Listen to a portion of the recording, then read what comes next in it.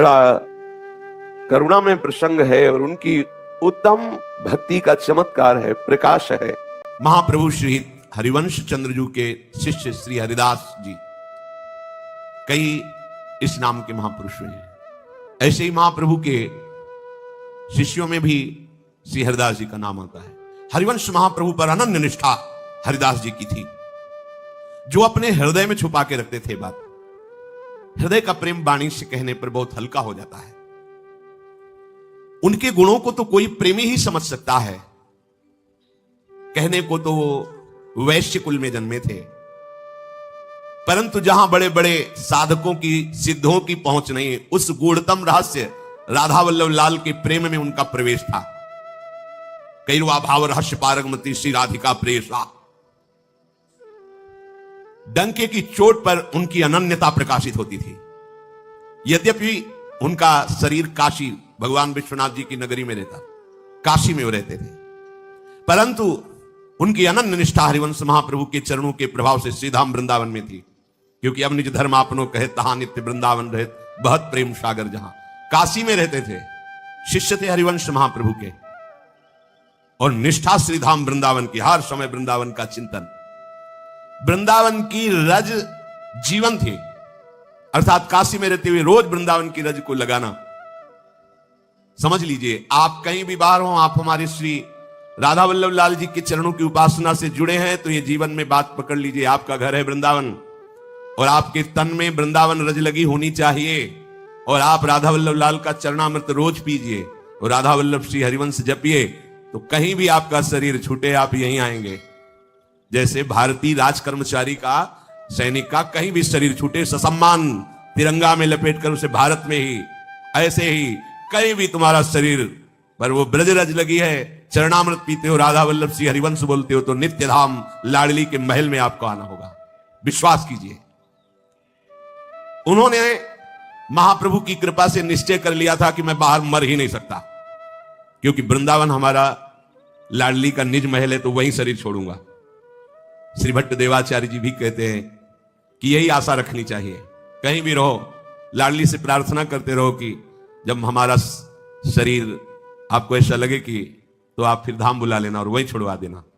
जीवन की पूरी यात्रा सफल हो गई यदि हम प्राण छूटे। जय श्री भट्ट धूल धूसर तन ये आशा, एक कण शरीर में लगा हो तो उससे श्री जी की प्राप्ति हो, फिर यहां शरीर छोड़ रहा है, उसकी दुर्गति कैसे हो सकती है। उनकी प्रतिज्ञा थी, निष्ठा थी कि मेरे भाग्य का बल नहीं चलेगा, प्रारब्ध का बल नहीं चलेगा, यहां लाडली के चरणारविंद का बल चलता है। नहीं तो प्रारब्ध हमारे कहां थे ऐसे जो हमें प्राप्त हो रहा है, ये तो मेरी लाडली का बल काम कर रहा, मेरे बल श्री वृंदावन रानी, मैं अपना शरीर धाम में छोड़ूंगा। ये घोषणा कोई मन वचन कर्म से जो समर्पित वही कर सकता है, नहीं भय लग जाएगा कि बात झूठी न हो जाए, पता नहीं कहां शरीर छूट जाए, क्या भरोसा, क्या भरोसा। अरे नहीं है भरोसा, काल भी नहीं हमारे शरीर को नष्ट करेगा। शरीर नष्ट होगा तो वृंदावन में होगा। निष्ठा, निष्ठा बिना मन वचन कर्म के समर्पण के आप ऐसा बोल ही नहीं सकते, आपका हृदय नहीं स्वीकार कर सकता। श्री राधा वल्लभ नाम के भजन का अद्भुत प्रभाव प्रकट करके दिखा दिया। अनन्य हरिवंश धर्म की सुदृढ़ निष्ठा में कभी वो विचलित नहीं हुए।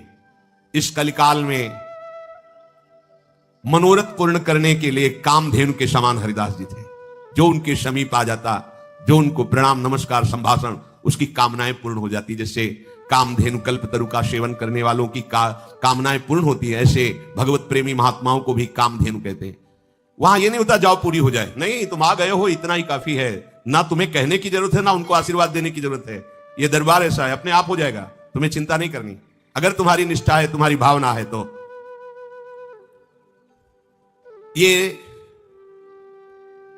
हर समय अपनी जिह्वा से राधा वल्लभ श्री हरिवंश, राधा वल्लभ श्री हरिवंश निरंतर जपते रहते थे। एक क्षण के लिए नाम छूटना इनके लिए असहनीय था। ये काशी में रहते थे, पर कहीं किसी से कोई अन्य संभाषण नहीं, अन्य कहीं दर्शन के लिए भी नहीं। ये अनन्य निष्ठा जब जागृत होती है तो फिर कुछ अच्छा नहीं लगता। अपने राधा वल्लभ लाल की सेवा से इनको अवकाश ही नहीं था। ये अपने धर्म में दृढ़ थे। चतुर्भक्त वही है जो गुरु प्रदत्त उपासना को दृढ़ता पूर्वक पकड़ ले अपने भावों को गंभीर रखे, सहज में कोई जान ना पावे। श्री हरिदास जी के हृदय में दूसरों को सुख पहुंचाने की चेष्टा का भाव भरा रहता था। सुख देवे को चावचित सब सोहित निष्काम, या सुधर्म हरिवंश को नाम गिरा विश्राम। ये हरिवंश धर्म है, दूसरों को सुख पहुंचाना, मन से, वचन से, कर्म से, हमारे द्वारा किसी को दुख ना पहुंचे। एक दिन ये एकांत में विचरण कर रहे थे तो जंगल में देखा एक सिंह एक गाय को दबोच करके बैठा हुआ है। जे ही देखा तो सुखदेव को चावचित हाथ जोड़ा और कहा, प्रभु यद्यपि मुझे पता है कि जो मैं कहने जा रहा हूं उसमें आपकी बात पूरी नहीं होगी, कहां आपका इतना आहार, कहां यह हमारा छोटा शरीर, पर मैं प्रार्थना करता हूं कि आप इस गाय को छोड़ दीजिए और मेरे शरीर को पा लीजिए। सिंह से कोई उत्तर, उन्होंने कहा, अच्छा ऐसा लगता है कि आपका पेट नहीं भरेगा, मेरा पुत्र जवान है, बस मुझे कुछ समय दीजिए, मैं अपने घर पहुंचूं और पुत्र को लेके आ जाऊं, तब तक आप गाय को मत पाना। मेरे को और मेरे पुत्र को पाओगे तो शायद आपकी भूख मिट जाए। सिंह ने गाय को छोड़ दिया और खड़ा हो गया, बोले बस शीघ्र गति से गया, ये भक्ति का चमत्कार, मैं अपने पुत्र को लेकर के साथ आता हूं, फिर आप आराम से पा लीजिए। तुरंत वापस हुए। देखो बेटे से जाके कहा कि हम वादा करके आए हैं एक सिंह से ऐसा, आप हमारे साथ चलो और उसके आहार बनो चल करके, तुम्हारी रुचि है हमारी आज्ञा पालन करने में। आंसू आ गए और कहा, आज मेरा जन्म लेना सार्थक हो गया, क्योंकि एक तो आप पिता और दूसरे भगवान के महान भक्त और तीसरे गौ रक्षा के लिए आप मेरे को समर्पित कर दिए, मेरा जीना सार्थक हो गया, मैं अभी चलता हूं, मेरा अहोभाग्य। भला कोई अपनी पिता की यह बात मानेगा कि सिंह के सामने जाके समर्पित हो जा? चल दिए तो सामने गए तो सिंह वैसे खड़ा। कहा, प्रभु ये शरीर और पुत्र का शरीर दोनों आपका भोजन है, आप पा लीजिए, आपने कृपा करके हमारी प्रार्थना सुनी, गाय को छोड़ दिया, आप पा लीजिए। बड़ी जोर से दहाड़ मारी, मानो जैसे उनके ऊपर आक्रमण किया हो। वाक मुन के राधा वल्लभ श्री हरिवंश, राधा वल्लभ श्री हरिवंश। ये कोई बचाव पक्ष से नहीं, सहज समर्पित किया, अपने प्रभु का स्मरण करते हुए ये शरीर इनका आहार बन जाए। जब दहाड़ के बाद कोई शरीर में हलचल नहीं हुई सिंह के द्वारा करने पर, तो आंख खुलकर देखा सामने तो चतुर्भुज भगवान नारायण। उन्होंने कहा, जानते हो कि हमारे हृदय में कोई फर्क नहीं पड़ेगा, फिर ऐसी लीला क्यों कर रहे हो?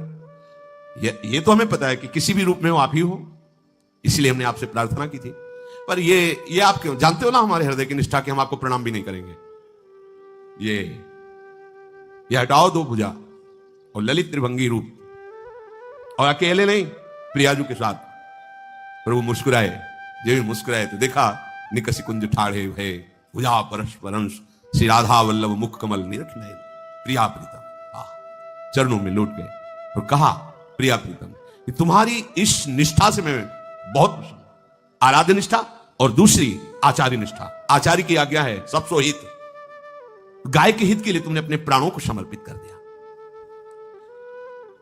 हरिदास जी प्रिया प्रीतम के प्रेम में मगन होकर के श्री वृंदावन धाम की ही लीलाओं का चिंतन करते रहते थे। इनके 4 बेटियां थी, विचार किया कि इनका ब्याह करेंगे, संसारिक पुरुषों को देंगे, हमारे घर में भक्ति के संस्कार हैं, पता नहीं आगे कैसे संस्कार हो, इनका जीवन व्यर्थ चला जाएगा। तो भगवत प्रेमी महात्माओं के यहां विरक्त भेष से उनको श्री जी की सेवा के लिए समर्पित कर दिया, हमें संसारी पुरुषों को नहीं देना। ऐसा उनकी आंतरिक निष्ठा की अपनी 4 कन्याओं को संत सेवा में विरक्त बना करके श्री जी की सेवा के लिए समर्पित कर दिया। श्री हरिदास जी संतों में अपने राधा वल्लभ लाल को देखते थे, श्री हरिराम व्यास जी, जो भी महान भगवत प्रेमी जन हुए हैं। देखो काशी की इतनी बड़ी महिमा है, काश्याम मरणान मुक्त ही, काशी में शरीर छूट जाए तो मोक्ष पदवी की प्राप्ति होती है, जो बड़ा दुर्लभ पद है। स्वयं भगवान शंकर जी, काशी मरत जंतु अवलोकी, जासु नाम बल करो विशोकी। कोई भी जंतु भी मरता है, तारक मंत्र देकर मोक्ष पद प्रदान करते हैं। ये मुक्ति की और ज्ञान की खान है काशी।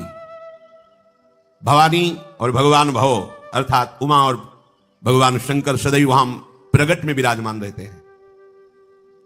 मुक्ति जन्म मही जान ज्ञान खान अघानी कर, जहां बस शंभु भवानी सो काशी से ही कसना। काशी में शरीर त्यागने पर कैवल्य मुक्ति होती है, पर हरिदास जी के हृदय में बिल्कुल ऐसा भाव नहीं। उनका था कि वृंदावन रज में ही शरीर छूटे, मैं वृंदावन के सिवा कहीं शरीर नहीं छोड़ सकता। वृंदावन रस है ही ऐसा, श्री वृंदावन की शरण स्वीकार करना चाहिए। युगल बिहारी बिहारिणी जी के चरणों में रात दिन अखंड स्मृति वृंदावन रजरानी प्रदान करती है। प्रेम पदार्थ अति दूर है बिनु से रज रूख, वृंदावन की रज का, वृंदावन के रसिकों का, लताओं का सेवन किए बिना प्रिया प्रीतम का अखंड स्मरण प्राप्त नहीं होता, क्योंकि अखंड स्मृति ही प्रेम है।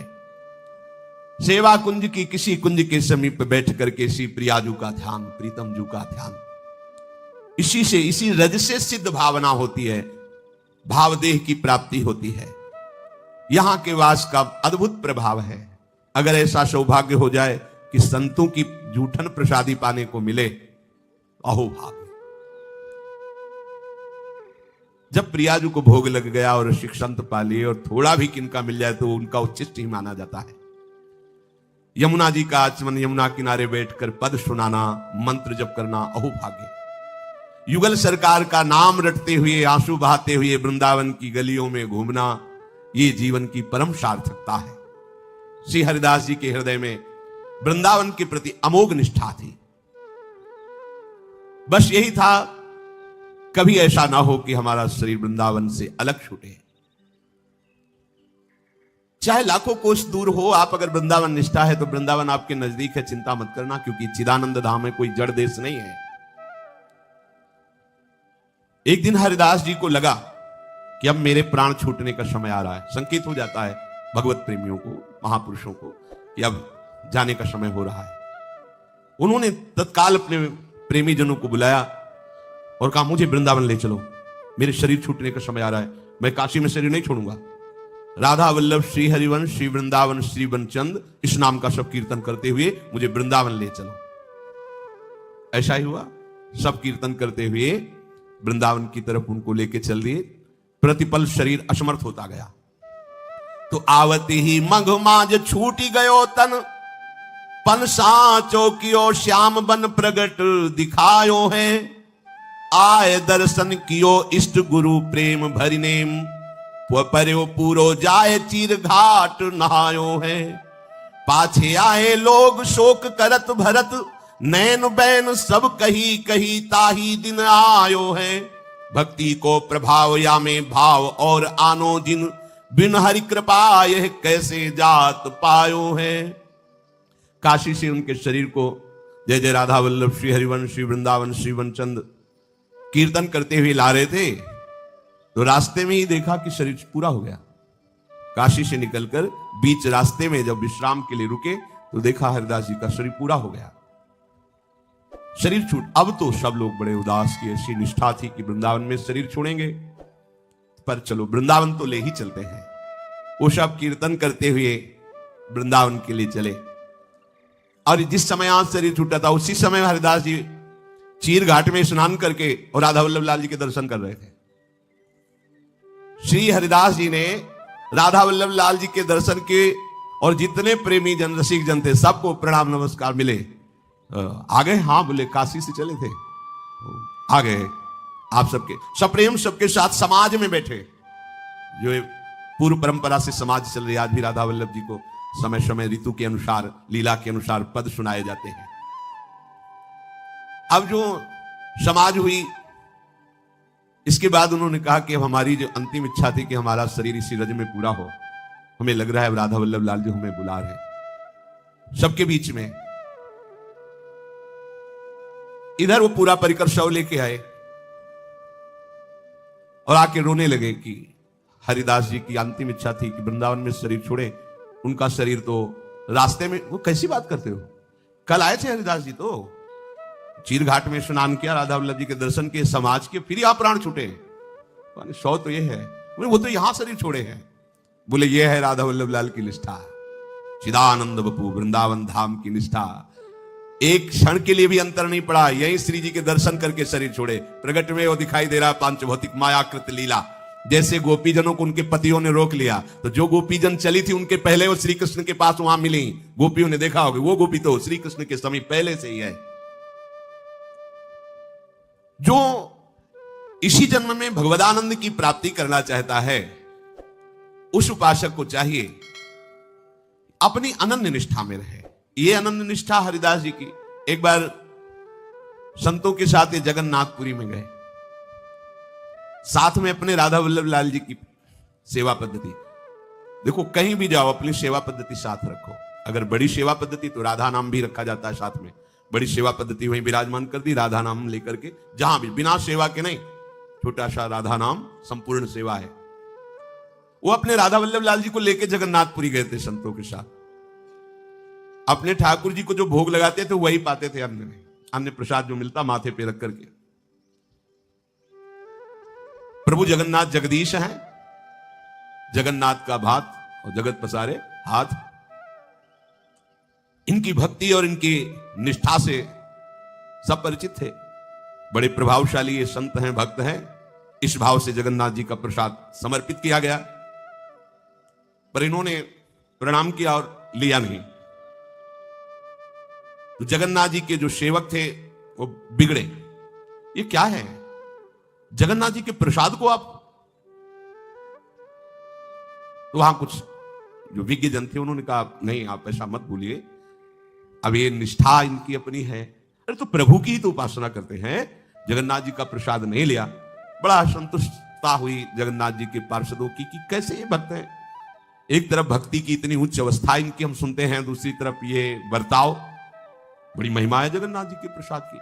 वहां के राजा एक बार पाशे खेल रहे थे, राज मनोरंजन चौशल।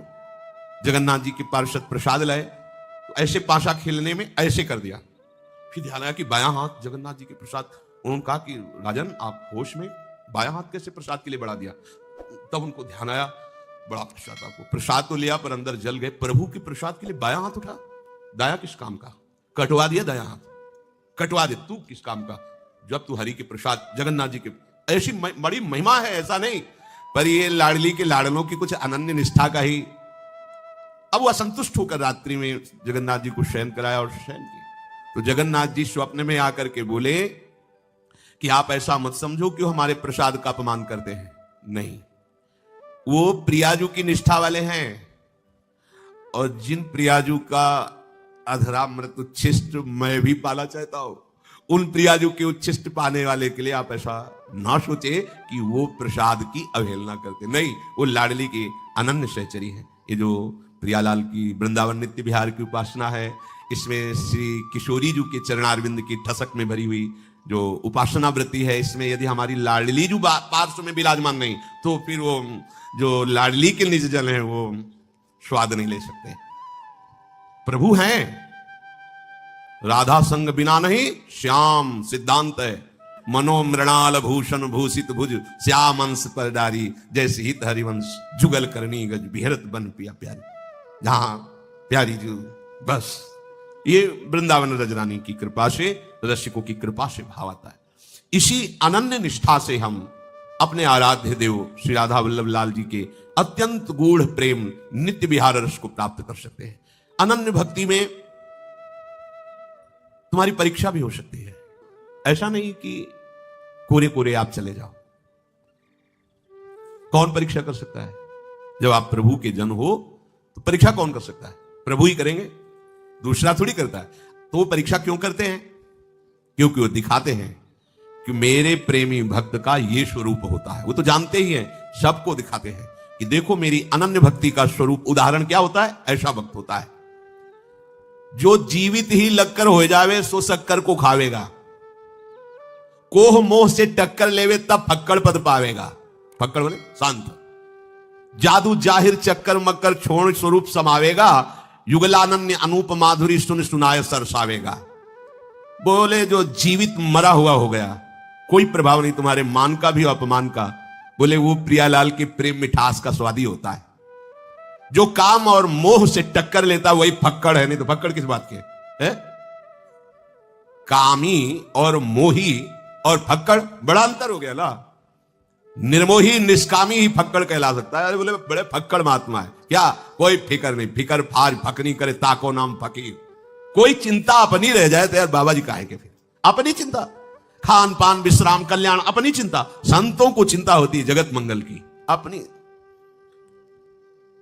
ये माया का जादू चक्कर मक्कर उसके ऊपर नहीं चलता जो फक्कड़ होता है। क्यों? हर समय युगल रूप माधुरी का नाम गुणगान चिंतन करता रहता है। भक्त की पहचान है कि बिना नाम के वो एक क्षण भी नहीं रह सकता।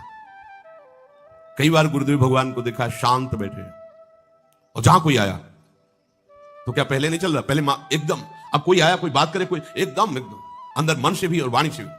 आप गौर से देखना, यहां हिलता नजर आएगा महाराज जी के, बस ऐसी मुद्रा, निरंतर खतरा, कोई बात करेगा कोई बोले, नाम चल रहा है, शांत मानसिक चल रहा है।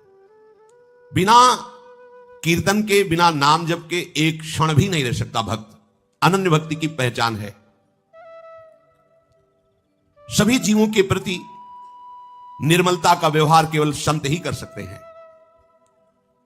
68 तीरथ तहां बसे, जहां हरि कथा प्रसंग, सरस माधुरी भक्ति को निस दिन बरसे रंग। पापी सुने न हरि कथा, ऊंघे कहे उठ जाए, परसा अवगुण उर धरे, सुने न फिर पछताए। कलयुग केवल कीर्तन करनो बरनो वेद, सरस माधुरी हरि मिले सतगुरु दीन हो भेद। 68 तीर्थ वहां वास करते जहां भगवान की चर्चा होती है, जहां नाम कीर्तन होता है। वहां बैठने मात्र से हृदय में भक्ति का रंग चढ़ जाएगा। जहां अखंड नाम कीर्तन, भगवत चर्चा, भगवत गुणगान, वहां के परमाणु भक्ति, ये धाम ही वैसे ही महामहिम, यहां भक्ति नृत्यति, और फिर नाम कीर्तन भगवत चर्चा, तो फिर क्या कहना है। बोले ऐसी जगह जाकर के जो पापी जन हैं उन पर भी कृपा होती है, वो पहुंच जाते हैं कृपा से, पर वहां जाने पर दो बातें होती हैं। सो गए। ध्यान रखना, किस लाइन में बैठना चाहते हो आप देख लो। पापी सुने न हरि कथा, ऊंघे कहे उठ जाए। पूरी कथा निकल गई, पता ही नहीं चला कि क्या प्रसंग था। परसाओ गुण उर धरे, सुने न फिर पछताए। ऐसा भगवान ने बनाया ही है, गुण और दोष से मिश्रित। तो अगर आप अवगुण देखना चाहोगे तो भरपूर मिलेंगे, और गुण देखना चाहोगे तो भरपूर मिलेंगे, और भाव से भगवत दर्शन करना चाहोगे तो भरपूर मिलेंगे। जाकी रही भावना जैसी, प्रभु मूर्ति देखी तिन तैसी। आप जिस भावना से देखोगे आपको मिलेगा, क्योंकि आपकी दृष्टि ही सृष्टि है। आप जैसा देखना चाहोगे वैसा आपको दिखाई देगा। तो जो केवल नाम कीर्तन और भगवत चर्चा सुनता रहता है, उसने सदगुरु के भेद को जान लिया। सदगुरु ने जो उपासना का भेद वो जान गया। नाम जपना, नाम कीर्तन और भगवत गुणगान, ये समर्थ भगवत प्राप्ति के लिए है। यथा चतुर्भी कनकम परीक्षते, निघर्षण छेदन तापताडनैः, तथा चतुर्भी पुरुषा परीक्षते श्रुतेन शीलेन कुलेन कर्मणा। कसौटी पर कसने, काटने, तपाने और पीटने से खरे सोने की और निखार वृत्ति आती है। ऐसे ही किस प्रकार की विद्या का जागरण हुआ है इसके हृदय में, कैसा ये जितेंद्रिय है, शील आचरण कैसा है, किस कोटि का है, ये परीक्षा से ही जाना जाता है। एक बार श्री संत दर्शन और भक्ति महिमा का प्रचार करने के लिए श्री राघवदास जी नाम के एक महात्मा भ्रमण कर रहे थे। तो एक थे धनी मानी, भक्त स्वभाव के थे, उन्होंने उनको रोका। वो साधुओं को बहुत अच्छे अच्छे पदार्थ खवाते थे, बड़ी सेवा करते थे, पर वो बिना परीक्षा लिए किसी भी संत पर श्रद्धा नहीं करते थे। खवाएंगे पियाएंगे सब करेंगे, पर परीक्षा। ऐसे राघवदास जी को बड़े आदर से ठहराया। एक कीर्तनिया थे, कीर्तन करते थे, भगवत जस गाते थे, लोक में विचरण करते थे। सुंदर भोजन पवाया, सुंदर शयन की व्यवस्था की, और फिर अपनी स्त्री से का श्रृंगार करके जाओ, इनके चरण दबाओ जाके। वो पूर्ण श्रृंगार करके राघवदास जी के पास गई और कहा आज्ञा हो तो चरण दबा दें। तो उन्होंने अस्वीकार कर दिया, आवश्यकता नहीं है। तो उनका पति भी, वो जो भगत थे, वो आ गए, विनम्रता पूर्वक कहने लगे कि हम जैसे गृहस्थों को पावन करने के लिए आप जैसे संत भगवान पधारते हैं, तो हमारी रुचि है, हमें बड़ा सुख हो गया यदि हमारी पत्नी पैर दबाए और आप दबवा लें। तो अगर आप मेरी सेवा स्वीकार नहीं करेंगे तो मैं समझूंगा कि मैं बड़ा अभागा हूं और मैं संतों का कृपा पात्र नहीं हूं। और आंखों में आंसू भर लिया पति ने। संतों के हृदय बड़ा कोमल होता है। उनका नहीं नहीं, आप दुख मत पाओ, यदि आपको सुख मिलता है दबा लीजिए। उनकी पत्नी चरण दबाने लगी और आप अपने प्रभु का ध्यान करते हुए समाधिस्थ हो गए, निद्रा समाधि स्थिति। वो 12-1 बजे तक दबाती रही, वहां कोई फर्क नहीं, चली गई। भगत जी ने आप पैर पकड़कर कहा कि आप कुछ दिन रुकिए, ठीक है। अब वो 20 दिन रुके, 20 दिन रोज उनकी पत्नी आती, चरण दबाती, कोई फर्क नहीं, वैसे ही स्थिति। पत्नी ने कहा कोई भी किसी भी तरह का कोई विकार हमने उनमें नहीं देखा। 21वें दिन उसने कहा महाराज अब जब इतनी कृपा की तो एक बार हमारी पत्नी को गले से लगा करके गोद में बैठ जाइए, तो हम समझेंगे कि आपकी हमारे ऊपर बड़ी कृपा है। राघवदास जी ने कहा जो आज्ञा प्रभु। भाव किया, हे जगन माता अम्बा, आप ही सब स्त्री रूपों में, कहा मां, और ऐसे गले से लग गए और गोद में बैठ गए। वो भगत चरणों में गिर बोले महाराज ये हम सब परीक्षा के लिए कर रहे थे कि आपके अंदर काम विकार आता है कि नहीं आता है। उन्होंने कहा देखो ये तुम बहुत गलत करते हो, अगर जरा सी भी कहीं तुम्हारे अंदर दोष दृष्टि हो गई, सब किया कराए तुम्हारा मिट्टी हो जाएगा। तुम ऐसा अवसर ही क्यों देते हो? नहीं, सेवा करो, दूर शयन कराओ। हो सकता है कोई जितेंद्री ना हो और वो साधन पथ पे अभी चला है, अगर वो जरा भी हरकत कर देगा तो आपकी साधुओं पर निष्ठा। ऐसा थोड़ी कि सब सिद्ध होते हैं। अरे कोई अभी चला है परमार्थ में, अभी उसे पूरा परमार्थ का पता ही नहीं है, काम क्रोधादि अपना प्रभाव दिखा रहे हैं, अब वो सिद्ध थोड़ी है, हो सकता है उससे चूक हो जाए। तो ऐसा आप अवसर मत दीजिए। परीक्षा तो समर्थों की जाती है, सब कोई समर्थ थोड़ी होता है कि वेश रख लिया तो सब समर्थ। चल रहे हैं समर्थों के मार्ग में, पहुंचना तो हरि कृपा से होता है। अतः अगर हमारी भावना और भक्ति पर तुम्हारी श्रद्धा है तो हमारा आदेश है आज के बाद किसी भी संत की परीक्षा मत लेना, यथाशक्त दूरी बना करके सेवा करना, जिससे तुम्हारा मंगल हो जाएगा। एक बार यही राघवदास जी को किसी राजा ने बुलवाया कि महान संत हैं, सभा में खूब सम्मान किया। तो वहां सभा में ब्राह्मण जन भी बैठे थे, उनको लगा कि बाबा जी का इतना सम्मान, और हम तो सभा में रोज बैठते हैं, कुछ चंद रुपए दे देते हैं, राजा ऐसा सम्मान क्यों नहीं करते? हमें क्या कमी है, हमारा सम्मान ऐसा क्यों नहीं करते?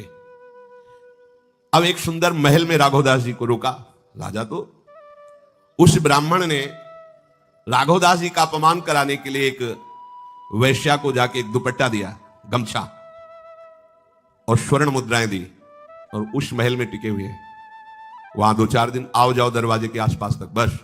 और सभा में फिर आकर के ये अंगोछा वापस करना तुम, और ये बोलना कि महाराज कल ये अंगोछा जब हमसे मिल रहे थे तो आपको छूट गया था, तो ये देने आई है। फिर इसके बाद जितनी और स्वर्ण मुद्रा को हम देंगे। अब वैश्या तो धन की लोभी।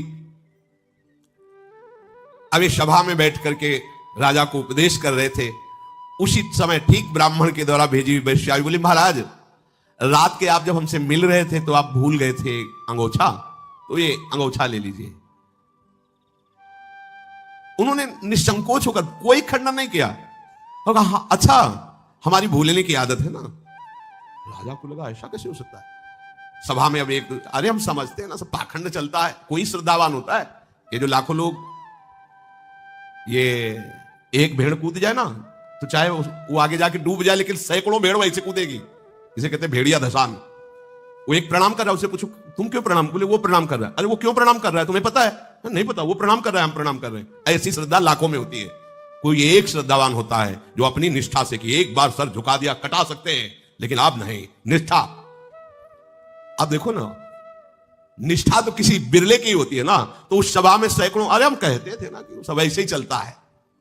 राजा बड़े असमंजस में पड़ गए कि मैंने इतना यश सुना है इन महात्मा का, और इनके दर्शन से भी ऐसा लगता है कि ऐसा नहीं हो सकता, कोई षड्यंत्र तो नहीं है। सभा से बड़े निराश होकर राजा उठे और वो बिल्कुल प्रसन्न बैठे। बिल्कुल उन्होंने ऐसा खंडन नहीं किया कि कब अंगोछा, तेरे को तो मैं जानता भी नहीं हूं, अरे तू कैसा हमारे ऊपर ब्लेम लगा रही। ऐसा भक्त स्वभाव नहीं होता। उन्होंने सोचा भगवान जब लीला कर रहे हैं तो हम भी उसी लीला में सम्मिलित है। वो हाँ हाँ हमारा भूलने का स्वभाव है, रख दी। राजा एकांत गए और अपने मंत्रियों को, पार्षदों को बुलाया और कहा उस वैश्या को हमारे सामने हाजिर करो। बोल, महाराज को जानती है तू? तो महाराज मैं महाराज को क्यों जानूंगी, महाराज से हमारा कोई परिचय नहीं। बोले फिर वो जो आपके सभा के मुखिया पंडित जी है ना, उन्होंने हमें इतनी स्वर्ण मुद्राएं दी थी कि ये बोल देना जाके, तो वही हम कह रहे, चल सभा में बोल चल करके। जब वो सभा में खड़ी किया और उनका महाराज क्षमा कर दीजिए, हमारे द्वारा अपमान माना गया, क्योंकि ये हमारे राज्य की वैश्य है, हमारे पंडित। तो बोले अगर आप हम पर प्रसन्न है राजन, तो पंडित जी की जो दक्षिणा चल रही वो चलती रहे और कभी इनको इस पद से न हटाया जाए और कभी इनको कष्ट। ये है, ये साधु स्वभाव है। अनन्य भक्त को कभी भी किसी भी तरह की यदि विपरीत परिस्थिति आवे तो अपने प्रभु का खिलवाड़ समझना चाहिए। देखो भगवान बड़े कृपालु हैं। ये यश प्रतिष्ठा एक बहुत बड़ा विष है। जब विष का इंजेक्शन लगता है तो विष के ही इंजेक्शन से उसका जहर निकाला जाता है। सांप काटता है ना, तो उसी के जहर से उसको नष्ट किया जाता है। तो जब ये विष चढ़ता है तो निंदा रूपी विष का इंजेक्शन लगाया जाता है, क्योंकि भगवान का भक्त विषैले पदार्थ से युक्त नहीं हो सकता। सम्मानम कल्याति घोर गरलम, सम्मान क्या है? घोर विष है। तो अब एक जहरीला इंजेक्शन लगता है, फिर तैयार रहना। जिसको ये नशा चढ़ रहा हो कि हमारा बड़ा यश हो रहा है, बहुत प्रणाम, बहुत नमस्कार, तो एक इंजेक्शन स्पेशल तैयार किया जा रहा है। पहले से तैयार रहना, आएगा, आ रहा है, लग रहा है, लगेगा। जैसे एक लगा, बोले तो कम क्षमता वाला है, अभी कुछ फर्क नहीं पड़ा, बोले और भरो, डबल करो, उसे डबल क्षमता का लगाओ। आप देखो विष को उतारने के लिए जैसे विष, ऐसे संतों की जीवनी पढ़ के देख लो।